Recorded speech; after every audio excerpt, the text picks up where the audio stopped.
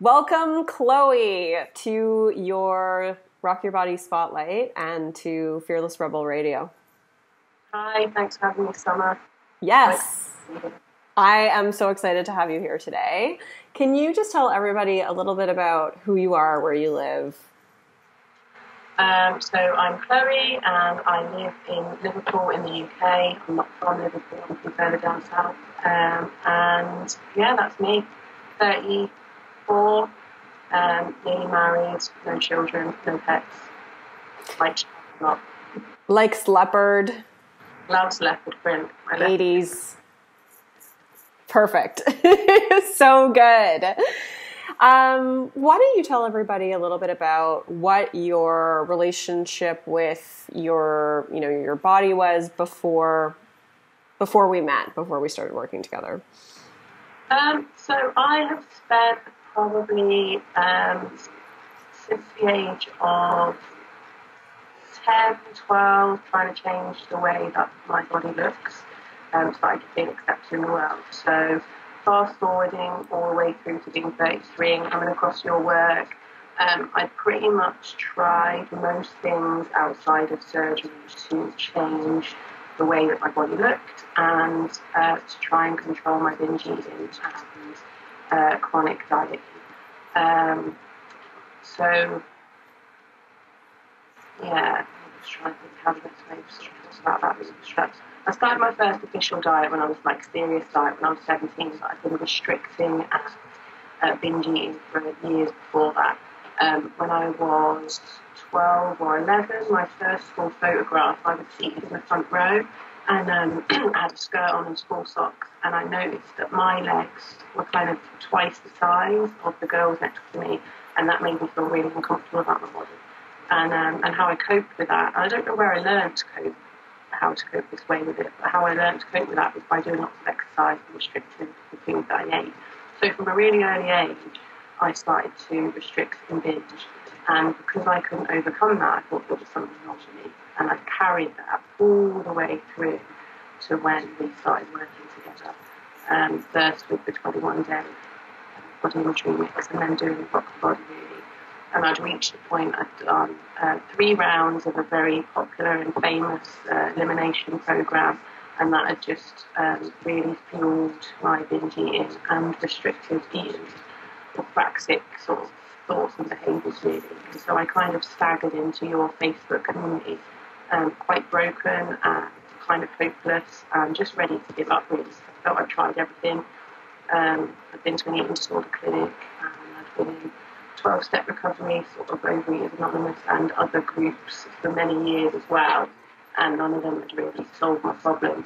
I didn't know that it was the dieting that was the problem and the restricting that was the problem. I didn't know that that was causing the binging. So by eliminating the reasons, or sort of by working on the reasons that were leading me to diet, then helped me break that cycle.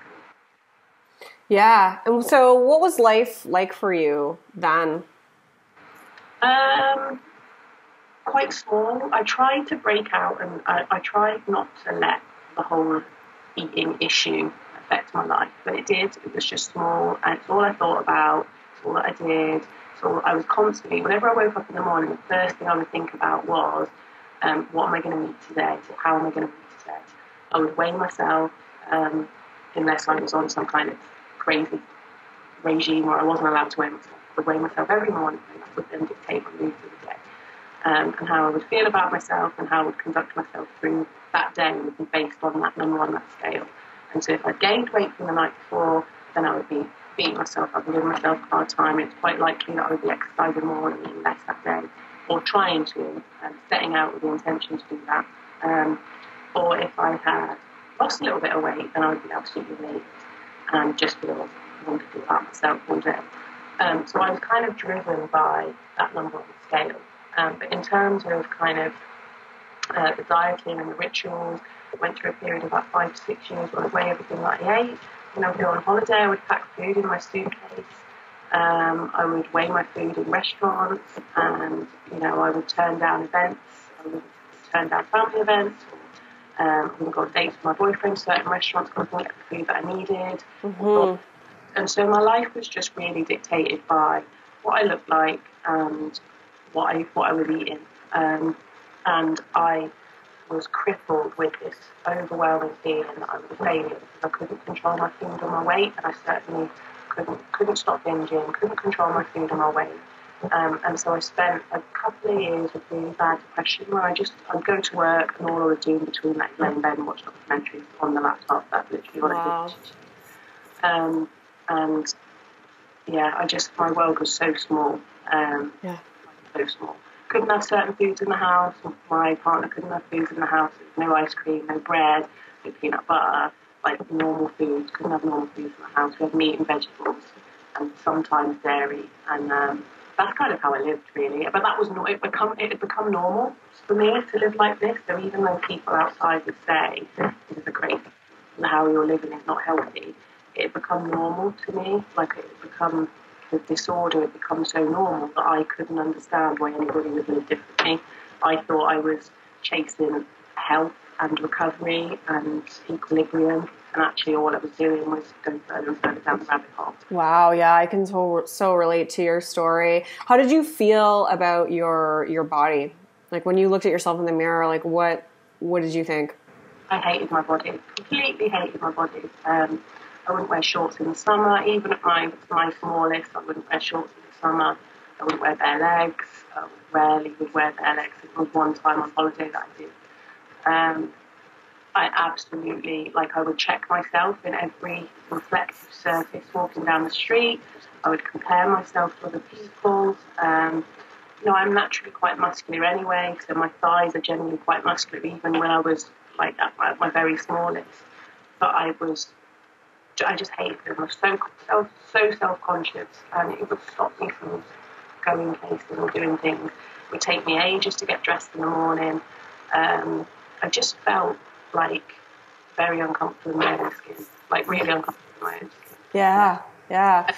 How thin I was, it was never enough.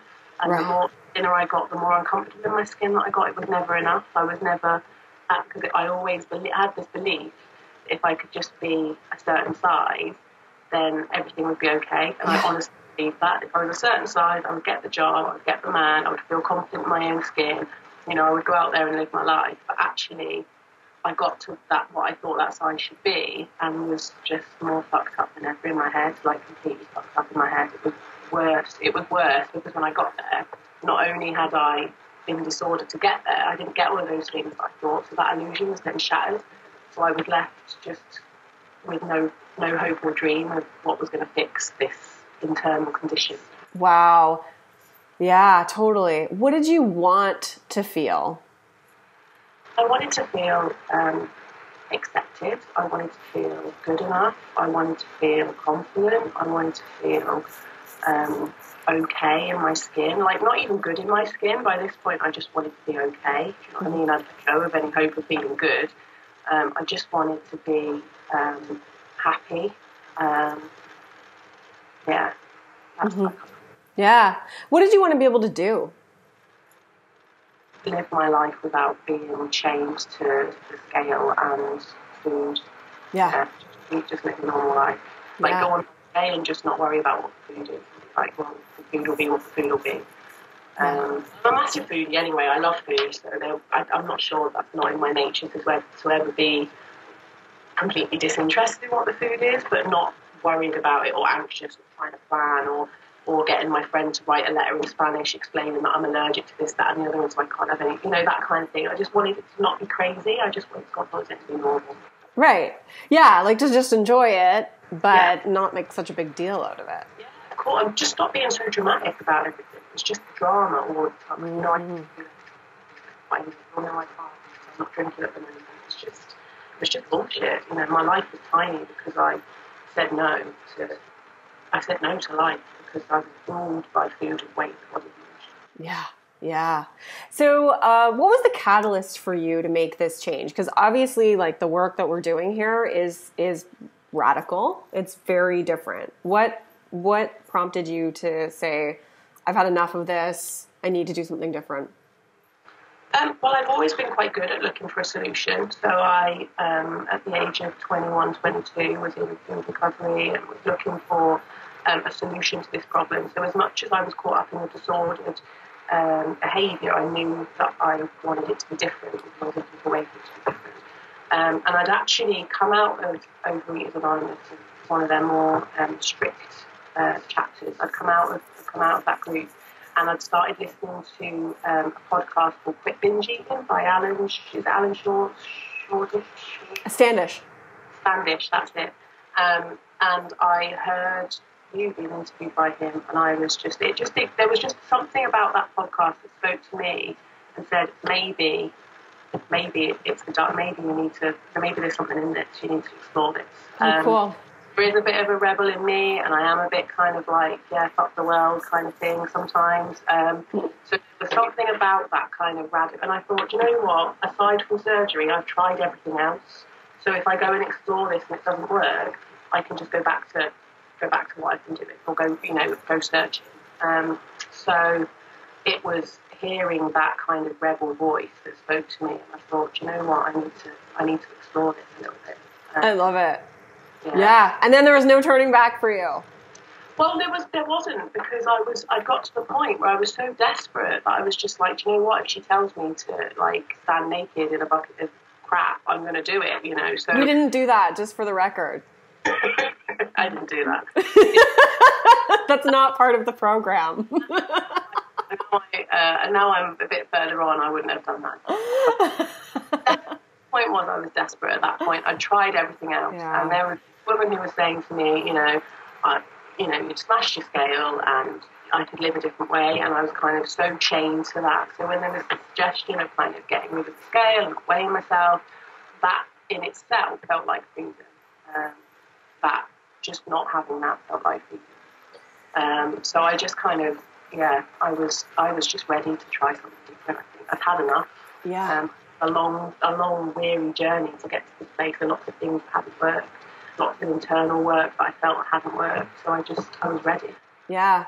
It takes so much bravery. So I really do commend you on that, because it's ballsy to get rid of something that you've been so connected to and so chained to.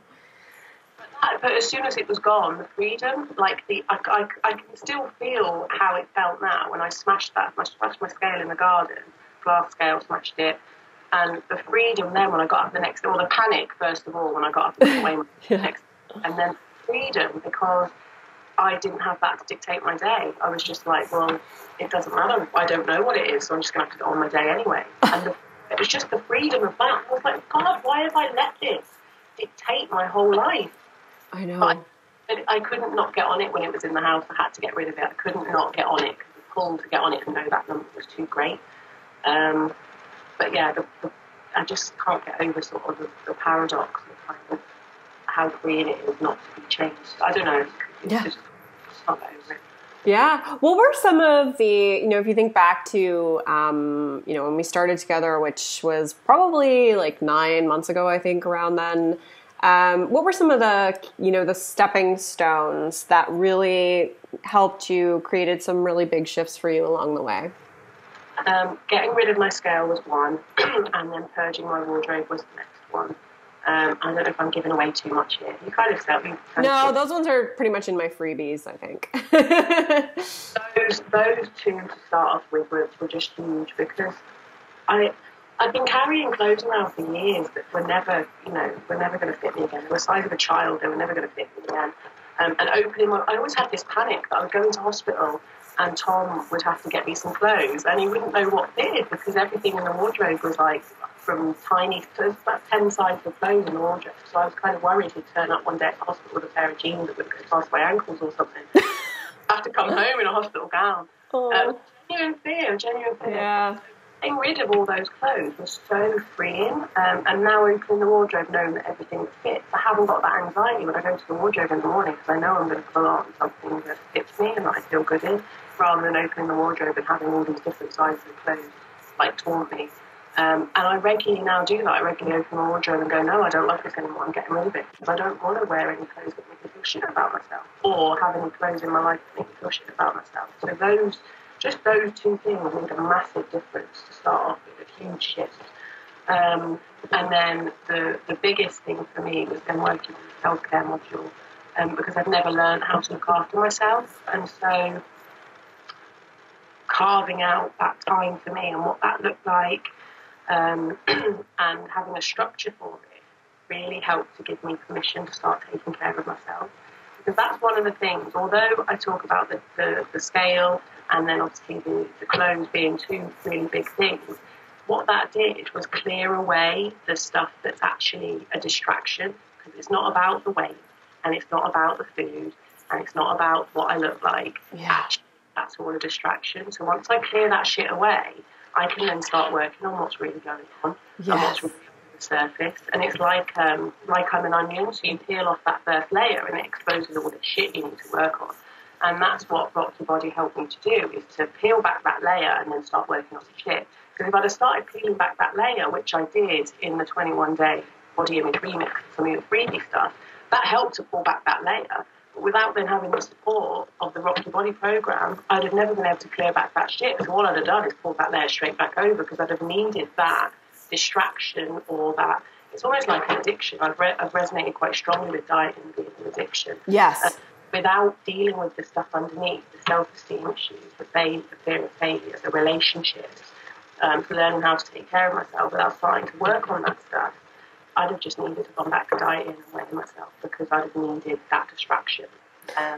Yeah, when you say like working on that shit, you mentioned like self-esteem, self-care. What else was sort of uncovered to you that was a distraction that you were able to then recognize and work through?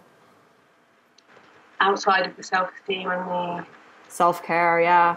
Or maybe just talk about those a little bit more. Yeah, they were the two main things really, and also kind of who I am in my relationships with other people, my kind of authenticity, meeting people, being vulnerable. Because actually what it helped me to do as well was weed out people in my life, because I'd had people in my life who were a bit like my old clothes, didn't really fit anymore. I didn't really let them go because they were comfortable and they were familiar and they reminded me of a different time in my life. But actually, when I started building up, working on my self-esteem and clearing out some of these skeletons in my closet, I was able to say, well, no, I was able to put boundaries down with people and say, well, no, actually, it's not appropriate for you to treat me like that. It's not appropriate. Like, your behaviour doesn't match what I think about myself now. Because when I had that low self-esteem in my body image, it was okay for people to treat me like shit. It was okay for people to not turn up on time. It was okay for people to talk to me in a way that was, wasn't appropriate. Whereas once I started feeling better about myself, I was able to say, actually, no, I choose something different for my life. And being able to weed those people out left me then with the opportunity to build on and grow the relationships that I did have left in my life, but then also open the door to new people to come into my life. And I've now got an awesome group of like kick-ass women in my life who lift me up, who I lift up, that I wouldn't have had if I hadn't been through this process, because I couldn't relate to anybody on an authentic way, because I was so distracted with the weight and the diet and the binging and that issue needs to be solved. And because of that, there was no space for meeting people on a different level, because I was too distracted. I was too uncomfortable with what I felt. I was too caught up in what I thought they would think of me because of my body size, shape, weight, rather than just meeting them in a different place and allowing us to connect. Wow. Because actually, people don't give a shit what I look like for the most part. As long as I'm happy, people don't give a shit what I look like, or what I'm doing, what I'm eating. People don't give two shits about what I'm eating at all. I didn't realise that until I did this process. I didn't realise that until I stopped dieting. Actually, people are not interested in what I eat, what I've got for lunch, what I'm having for dinner. It's not a big deal. Whereas when I was dieting, it was a huge deal. How much I weighed, what I was eating. Yeah. People don't care about any of that stuff. Yeah. So what are some of the highlights? I mean, you've done so much. You've done so many things that I can think of, like pictures that you posted, things that you've done for the first time, things where you've said, like, I'm giving zero fucks and I'm doing this anyways. What are some of the highlights for you? I went travelling on my own to Europe. I live in Europe anyway, but I went travelling on my own in Europe, which was huge because I'd never had the confidence to do that before. I wear what I want to the gym, so I've got some awesome gym leggings. I'm no longer just wearing black to the gym. Some awesome leggings. I don't give a shit what anybody thinks. about those. Oh God, there's so many things that I've done. I should have made a list. What else have I done? Me and my partner made a decision to get married because now I feel that I'm worthy of love. So we talked about it, decided we were going to get married, and that feels really exciting. And that's been interesting, sort of picking a dress and not dieting and dealing with people's comments and questions around that, so people feel that they can comment on what I'm eating because I'm getting married. Or should you be eating biscuits if you're getting married? Yeah, I should be eating a fucking biscuit. I want a biscuit. You know what I mean? What's it got to do with me getting married? The two things don't marry up. Yeah. But yeah, it's just given me a new confidence, really. And so I'm more open to saying yes to life, which has meant wearing, bare arms to the Christmas party, or feeling like I'm worthy of getting my hair done on a regular basis instead of doing it out of a box. And something to do it for me. Just things that have made a noticeable difference to my life, and that might not sound a big deal to anyone else, but that's a big deal to me.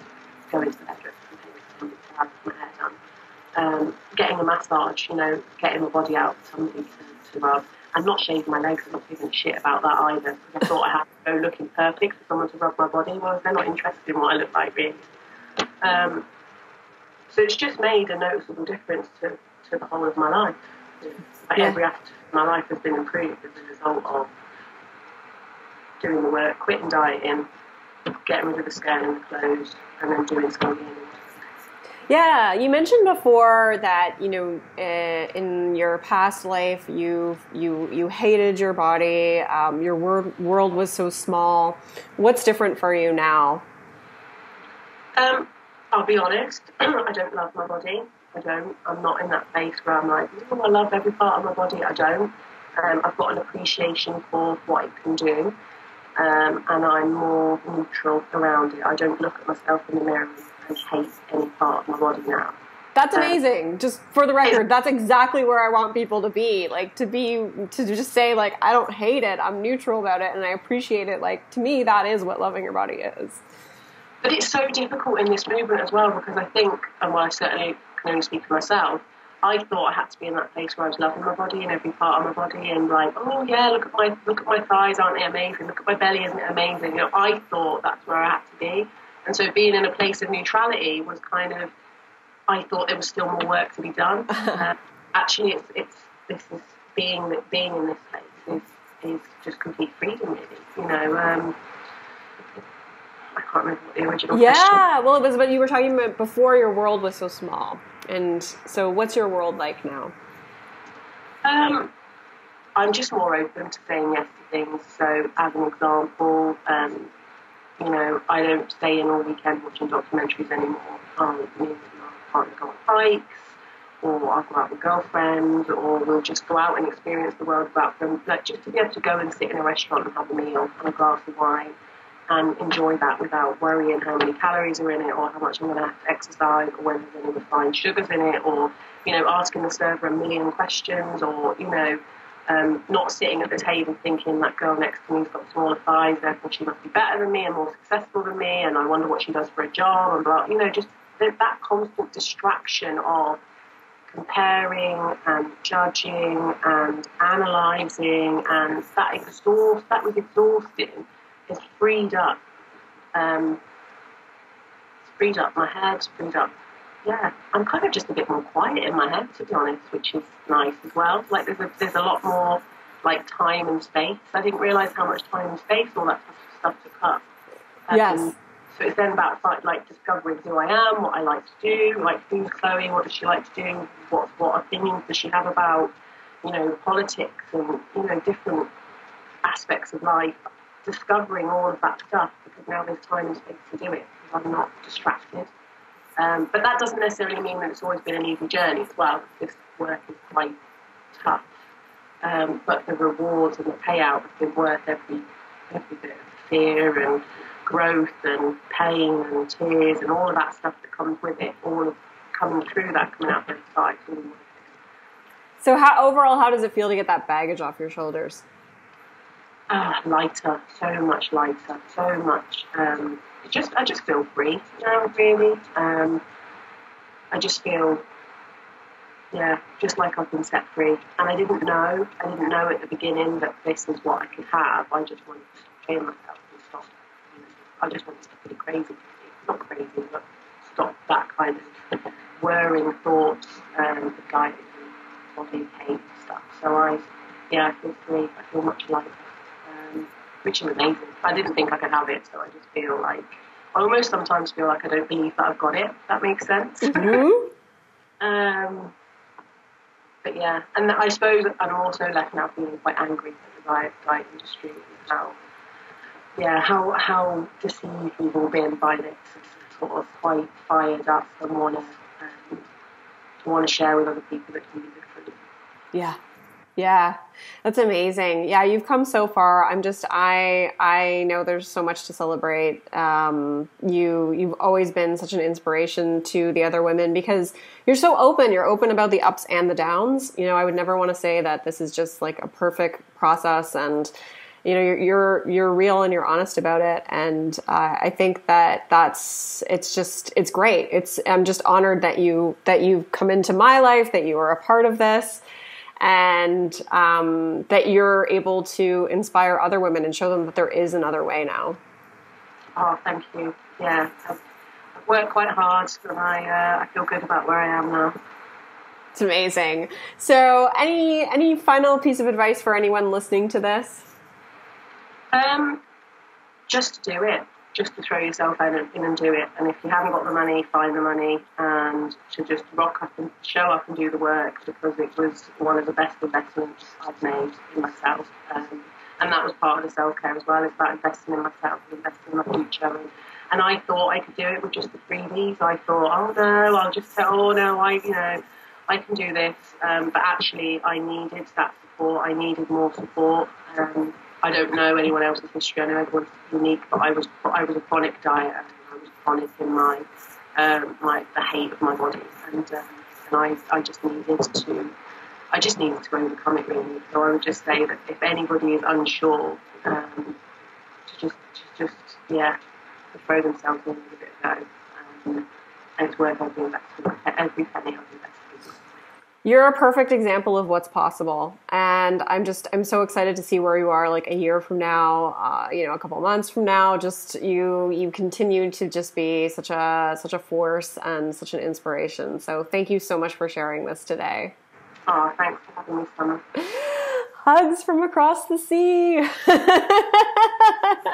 Those arms! Look at those. Hey, man. Right to bear arms. Awesome. Thank you so much, Chloe. Thanks for having me. Rock on.